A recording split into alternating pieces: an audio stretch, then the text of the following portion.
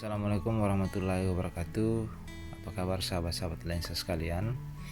Di video kali ini saya ingin mengajak sahabat atau berbagi tutorial tentang teknik atau metode pengendalian hama tikus yang kami lakukan dengan penggunaan perangkap jaring. Jadi videonya jangan di skip ya sahabat sekalian.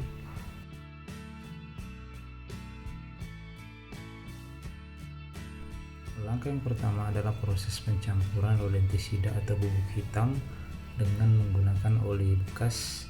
Tujuannya untuk mengencerkan atau melarutkan rodentisida tersebut.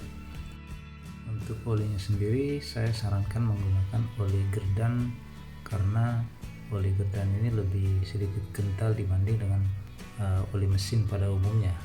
Tujuannya apa? Supaya campuran rodentisida tersebut dapat lebih lama bertahan pada media atau jaring perangkap yang kita gunakan nantinya. Bahan selanjutnya yang perlu kita siapkan adalah grease. Grease di sini berfungsi sebagai media perekat daripada campuran rodentisida tersebut. Jadi tidak perlu mahal-mahal, cari yang murah-murah saja. Kelebihan lainnya yang dimiliki dengan penggunaan grease ini adalah memiliki daya rekat yang lebih lama pada media dibandingkan dengan menggunakan oli saja.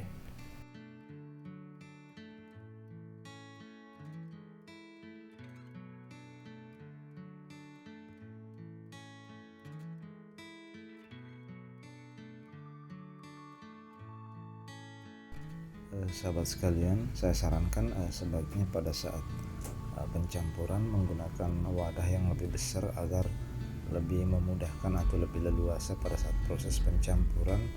Dan yang tidak kalah pentingnya adalah pada saat pemolesan bahan tersebut ke alat perangkap.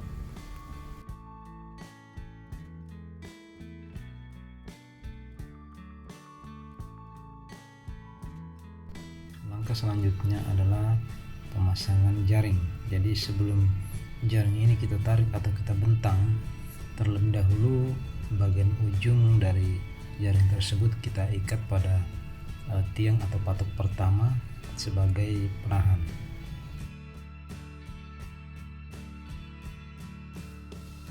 Patok yang digunakan terbuat dari bambu dengan panjang kira-kira 60-70 cm.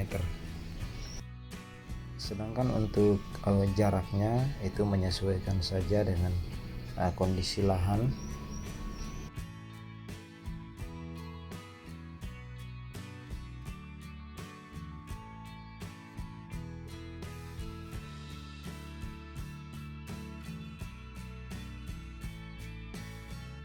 Selanjutnya adalah jaring yang telah kita pasang tadi akan kita oles atau lumuri dengan campuran rodentisida tersebut. Jadi lebar jaring yang kita gunakan di sini itu kurang lebih sekitar 50 cm. Jadi yang kita lumuri di sini hanya setengahnya saja. Untuk jaring perangkapnya di sini kami menggunakan jaring perangkap yang berbahan benang atau nilon. Karena sebenarnya ada dua opsi. Ada yang menggunakan jaring yang berbahan plastik, ada juga yang menggunakan berbahan benang atau nilon. Masing-masing memiliki kelebihan dan kekurangannya. Untuk jaring yang berbahan plastik, pada saat proses pemasangan atau jaring tersebut akan kita tarik atau kita bentang, itu tidak membutuhkan waktu yang lama karena bahan plastik atau jaring tersebut tidak mudah kusut. Namun di balik itu semua, jaring atau perangkap yang berbahan plastik ini juga memiliki kelemahan di mana campuran rodentisida yang kita oles atau kita lumuri tidak mampu bertahan lama dan harus segera diperbaharui lagi. Penyebabnya apa? Yang pertama adalah dikarenakan bahan jaring tersebut terbuat dari plastik, sehingga campuran rodentisida tersebut tidak mampu meresap atau bertahan lama pada media atau bahan jaring tersebut.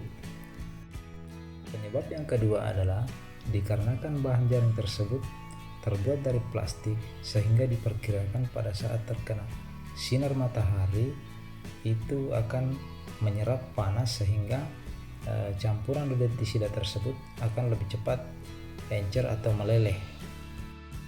Berdasarkan pengalaman kami, penggunaan jaring dengan berbahan plastik ini hanya mampu bertahan 3-5 hari dan harus kita perbaharui lagi campuran rodentisidanya. Berbeda dengan jaring berbahan benang atau nilon, itu memiliki daya rekat yang lebih lama dibanding yang berbahan plastik. Menurut pengalaman yang pernah kami coba, itu mampu bertahan 7-10 hari dikarenakan campuran rodentisida tersebut dapat meresap dengan baik pada media atau bahan jaring yang berbahan benang atau nilon. Sedangkan kekurangannya adalah pada saat proses pemasangan atau jaring akan kita bentang, itu membutuhkan waktu yang relatif agak lebih lama dibanding yang berbahan plastik, dikarenakan jaring yang berbahan benang atau nilon itu lebih mudah kusut sehingga membutuhkan kesabaran pada saat proses pemasangan. Terlepas daripada kedua jenis bahan jaring yang kita gunakan dengan kelebihan dan kekurangannya masing-masing, itu kembali kepada sahabat-sahabat sekalian, tergantung daripada selera dan budget masing-masing. Yang jelas yang harus kita ingat bahwa mekanisme kerja daripada jaring atau perangkap ini yaitu ketika tikus atau si Miki ini akan masuk ke areal pertanaman sawah, secara tidak sadar dan tidak sengaja tikus akan menyentuh bagian daripada jaring yang telah kita oles atau lumuri dengan campuran rodentisida. Dikarenakan tikus memiliki karakteristik yang suka membersihkan bagian tubuh dengan cara menjilat, nah pada saat itu juga secara otomatis racun atau rodentisida tersebut akan bekerja secara efektif, membuat si tikus ini tertidur pulas selama-lamanya.